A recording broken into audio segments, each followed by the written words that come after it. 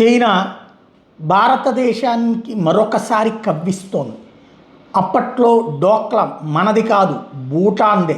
కానీ భూటాన్ అనేటటువంటిది మన సెక్యూరిటీలో ఉందని తెలిసి భూటాన్లోని ప్లేస్ని, డోక్లాం ప్లేస్ని ఆక్యుపై చేసుకోవడానికి వస్తే మనకి కూడా అది ప్రాబ్లం కాబట్టి చికెన్ నెక్కి టార్గెట్ చేస్తుందని చెప్పి దాన్ని తరిమి కొట్టాం. బట్ భూటాన్ పాలకులకి లంచాలే ఇచ్చిందో అమ్మాయిలనే ఎరవేసిందో తెలియదు, కానీ నిదానంగా ఆ పక్కన్న ప్లేస్ను కొట్టేసి నిర్మాణాలు అయితే చేసుకుంది. బట్ డోక్లాంలో ఆ రోజున మనకి థ్రెట్ క్రియేట్ చేసే ప్రయత్నాన్ని నిలువరించగలిగాం. ఆ తర్వాత గాల్వన్ లోయని కబ్జా చేయడానికి చేసిన ప్రయత్నాన్ని తరిమి కొట్టాం.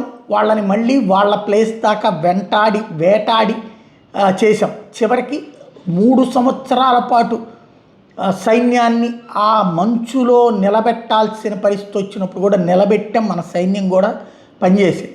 అంతా జరిగిపోయింది.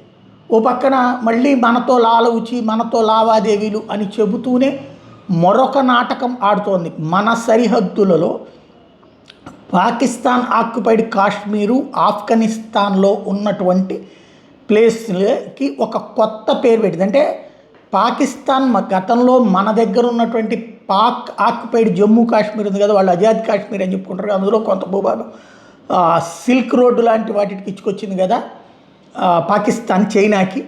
ఆ ప్లేసులో కొంత దాన్ని, అట్లాగే ఆఫ్ఘనిస్తాన్ వీళ్ళ అబ్బసొత్తులాగా, ఆఫ్ఘనిస్తాన్ అనేది పాకిస్తాన్ అబ్బసొత్తు ఏం కాదు కదా, కానీ ఆఫ్ఘనిస్తాన్లోని కొంత ప్రాంతాన్ని తమదిగా చెబుతూ చైనా ఇప్పుడు దానికి ఒక కొత్త నేమ్ పెట్టింది. దానికి ఒక కొత్త దేశాన్ని క్రియేట్ చేస్తుంది.